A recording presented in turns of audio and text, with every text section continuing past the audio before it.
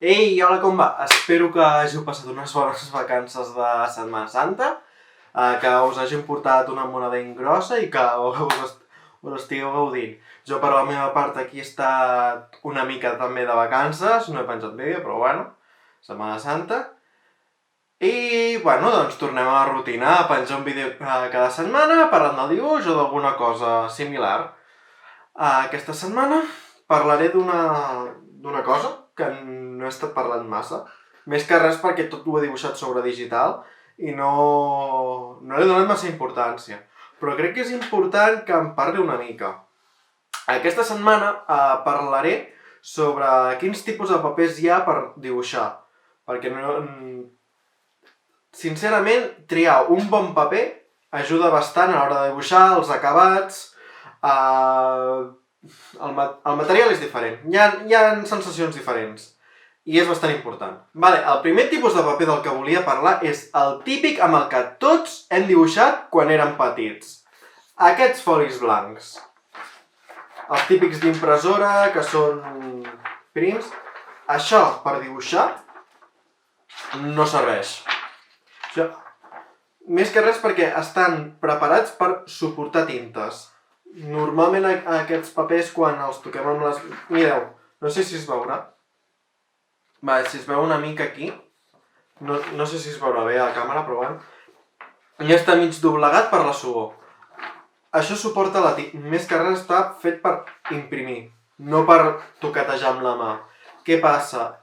Són uns papers molt finets, les fibres que tenen no són fortes i té un gramatge molt, molt petit. Crec que això té un gramatge de 90. Pels que no ho sapigueu, el gramatge és el pes del foli per la superfície del mateix. Bàsicament, quant gruixut és. I al ser tan finets, doncs no serveixen. A més, quan hi pintem, normalment estem amb la mà, deixem tot el que és el rastre de suor i és un merder i no resisteixen res. Llavors, deixem aquests papers pel que són, per imprimir, i ja està. Si no teniu res més, bueno, doncs és el que teniu. Evidentment, podeu dibuixar aquí, podeu fer el que vulgueu, però el paper no us ho aguantarà. I estem parlant de dibuix i de colors de fusta. Si parlem d'aquarel·la, això s'us desfà. Això no aguanta l'aigua. Llavors, tingueu una mica de compte. Ja sé que tots els que estem per aquí hem dibuixat de petits, però eren petits. Això no serveix, això per l'impressora i quasi que tampoc. Doncs ara parlarem del segon tipus de paper que us vull presentar i aquest sí que està preparat per dibuixar. Aquest és especialet, per dibuixar. És aquest tipus de paper. Aquest tipus de paper, això és un A3, s'anomena paper bàsic, amb K final. És un tipus de paper especialment preparat per dibuixar, que sobretot el que resisteix és el que seria el llapis, el que seria llapis de mines o llapis normal, carbonets, etc. Colors de fusta. I bàsicament és això, té un gramatge més gran que l'anterior, aquest crec que és de 130. Sí, 130. Té un gramatge de 130 i això el fa doncs més resistent, té les fibres un pèl més gruixudes, resisteix més. No té el mateix tacte hiper mega llis. De fet, no sé si ho veureu a càmera. No es veu. És igual. Té com una mica de textura, el propi paper, que ja es veu. I això va bé, doncs per si vols crear textures, o tot el contrari, que no n'hi hagin, perquè et força a pintar més a sobre perquè no hi hagi la textura. Perquè, òbviament, un paper amb textura doncs deixa una mica del rastre. Llavors, aquests papers, evidentment amb tots els papers es pot fer servir qualsevol cosa, però aquests venen amb aquests packs, que venen individuals, aquí n'hi uns quants, crec que en venen uns 10, sí, en venen 10. I, aquí darrere, com podeu veure, hi ha una sèrie d'elements, diguem, de coses en les que podem pintar i dibuixar. Doncs, jo què sé, llapis, carbonet, etc. I aquí darrere veurem tota la informació, o sigui, tot el que es pot fer servir amb aquest paper, és a dir, el que aguanta aquest paper. Segons això, es pot fer servir per llapis, carbonet, sanguínia, no sé què és, ceres, ceres de pastel, que se'n diu tinta, és a dir, punta fina, rotuladors, guaix i tèmpera. El que no aguanta, per exemple, és l'aquarela, perquè l'aquarela és molta aigua, llavors aquest paper no té molta resistència a l'aigua. És normal perquè és bastant finet. I bueno, oli i acrílics, és a dir, en principi tot el que no sigui molt aquós ho aguanta. I doncs està guai. A part, aquests paquets estan molt guais perquè, segons això, o sigui, tu, com que aquí darrere és blanc, això d'aquí, tu el pots doblegar i tindrà una carpeteta superxula i super personalitzable.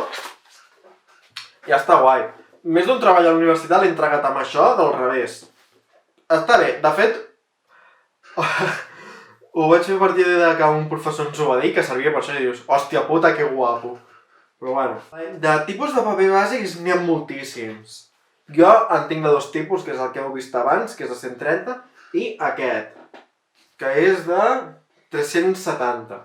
Què passa? Aquest paper bàsic està més pensat per aquarela. Sí, com podeu veure, ara mateix, no sé si es veurà molt, però aquest paper és molt més gruixut, o sigui,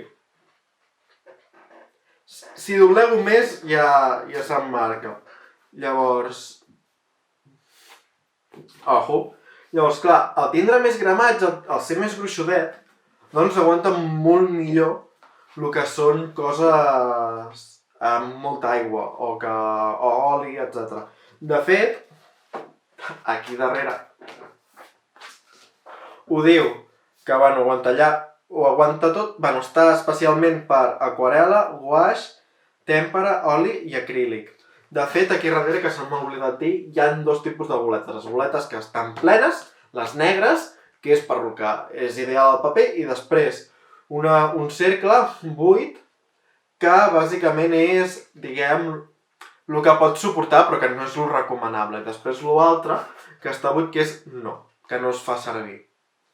Aquest, per exemple, el que són tintes punta fines no es fa servir. Per què?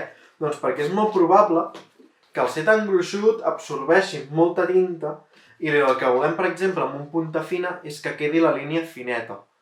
I si l'absorbeix es fa gruixuda. Cosa que no passa amb l'altre perquè és tan finet que es queda la línia, s'asseca ràpid i ja està, perquè amb aquest no. Tipus de paper bàsic es podem trobar de moltes maneres. D'aquesta, com us he ensenyat, en packs individuals, o també els podem trobar en packs més grans, amb dossiers així. Llavors, potser us surt més econòmic, perquè hi ha molts més fulls, però hem de tenir en compte, per exemple,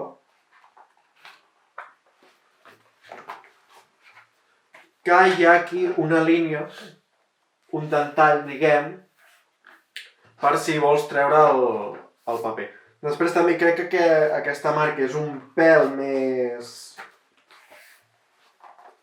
té una mica més de gramatge que el paper bàsic que us he ensenyat primer. De fet, aquest té 160, no hi ha massa diferència. De fet, serveix per el mateix. Però està bé per si això, evidentment, us surt més econòmic, perquè crec que hi ha 50 fulls, en canvi l'altre n'hi ha 10, i potser aquest costa, jo què sé, 4 euros, i potser això us costa 10. Llavors, potser surt més a compte per això. No sé quan val, però els números estaran por ahí. Després també podeu trobar el paper bàsic amb llibretetes. Llavors, això ja dependrà de vosaltres, però aquestes llibretes estan guais. De fet, això són els meus sketchbooks de la uni, igual que aquest. L'únic que això ja és més llibreta. Està mig buida, hauria de ser de les últimes. I estan guais perquè a més tenen com aquest cartronet i tal. A més, jo què sé, si mai feu molts sketchbooks així, aquí, el llum aquest, el podeu descosir i els podeu cosir i tindre, jo que sé, un sketchbook així de gruixut o tant com vulgueu, podeu tindre una putíssima bíblia. Si és que sabeu enquadernar. Podria fer un vídeo, de pas. Però bueno, llavors, realment això de la mida depèn de vosaltres, és exactament el mateix. L'únic que si voleu... Doncs això és més fàcil de portar, que no pas això evidentment necessites una motxilla, és més això, però bueno. Depèn de com dibuixeu, del que vulgueu, doncs en agafeu un o un altre. Això està a la vostra decisió. I ara us parlaré d'un paper, aquest, que sembla el mateix que el primer, que és molt blanquet, però aquest és un pèl diferent. Aquest paper, amb la diferència de l'altre, és, a part de tenir més gramatge, perquè l'altre deu ser un 90 i aquest deu ser un 160 segurament, és, com dir-ho, bastant més satinat. Això què vol dir? Que la tinta rellisca més. No la tinta no s'absorbeix tant. I per tant aguanta molt més. De fet, jo ara mateix estic passant la mà i no s'està quedant la típica marca del dit. És a dir, hauria d'apretar perquè quedés. Llavors són papers molt més resistents. Aquests tipus de papers tan satinats van molt bé sobretot per pintar rotulador. I per què ho dic? Doncs mira, normalment els rotuladors que tenim per casa, els típics Stanlers i tots aquells, són rotuladors normals, però normalment els rotuladors es pinta amb això, que són Copics, no sé si es veurà bé. Ara ho enfoco així a mà. Espera. Ara. Veieu que posa Copic? No sé si estarà al revés. Però bueno. Doncs aquests rotuladors s'anomenen rotuladors d'alcohol. Bàsicament van molt bé perquè, a diferència dels típics normals que sempre hem tingut a l'escola, aquests no deixen la marqueta típica d'allò quan li passes a sobre. Això és per l'alcohol, perquè ho difumina. Llavors van molt bé per això. I aquest tipus de paper és l'ideal, perquè com que no absorbeix la tinta, tot es queda a sobre i no s'absorbeix. Que és bàsicament el que passa amb els rotuladors normals, que com que fem servir papers que no estan preparats, absorbeixen molta tinta, es queda dintre i quan li tornem a passar queda l'efecte aquest de cosa tornada a pintar i no queda guai. En canvi aquests ho pots controlar molt millor. I aquests papers estan, doncs això, pensats per tinta. Especialment per tinta. Llavors, l'aguanten tan bé que serveixen per això.